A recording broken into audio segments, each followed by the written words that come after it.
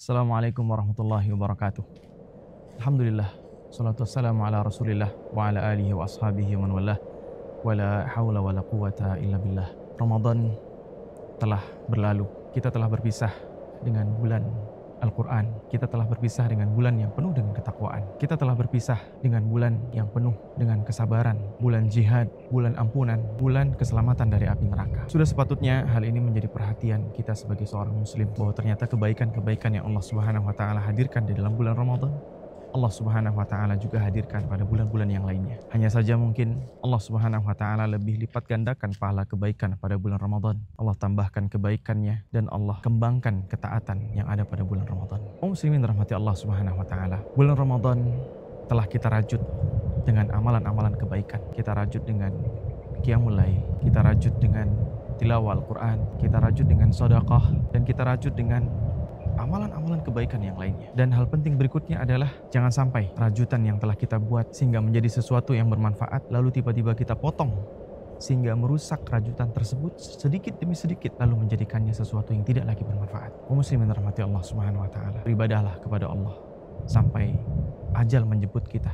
Teruslah berada di atas ketaatan kepada Allah Subhanahu wa taala sampai ruh terpisah dari jasad kita. Ketahuilah bahwa sesungguhnya Rob yang kita ibadahi pada bulan Ramadan juga adalah Rob yang wajib kita ibadahi pada bulan-bulan lainnya. Allah Subhanahu wa taala perintahkan kita agar senantiasa kita berada di atas ketaatan kepadanya. Allah Subhanahu wa taala perintahkan kita agar senantiasa istiqomah, senantiasa beribadah kepada Allah Subhanahu wa taala. Allah Subhanahu wa taala berfirman, "Fastaqim kama umirt wa man taba ma'ak." Istiqomahlah sebagaimana yang diperintahkan kepadamu dan bersama dengan orang-orang yang bertaubat. Rasul sallallahu alaihi wasallam juga mengingatkan kita. Rasul sallallahu alaihi wasallam bersabda, katakanlah aku beriman kepada Allah Subhanahu wa taala dan kemudian istiqomahlah. Kaum muslimin rahmati Allah Subhanahu wa taala, jika puasa wajib telah usai, bukankah masih ada puasa-puasa yang lainnya seperti puasa 6 hari di bulan Syawal, puasa Senin dan Kamis, puasa Ayyamul Bid, puasa Asyura, puasa Arafah, dan puasa-puasa sunnah yang lainnya. Jika sholat tarawih telah selesai, bukankah masih ada sholat-sholat malam yang lainnya? Ingatlah ketika Allah Subhanahu wa taala menyebutkan sifat orang-orang yang bertakwa. Allah Subhanahu wa taala berfirman, "Wa kanu qalilan minal laili ma yahja'un." Dan ketika malam hari, waktu tidur mereka sangatlah sedikit. Jika sudah tidak ada lagi zakat fitrah, bukankah masih ada pintu-pintu kebaikan yang lain? Masih ada sedekah yang bisa kita keluarkan.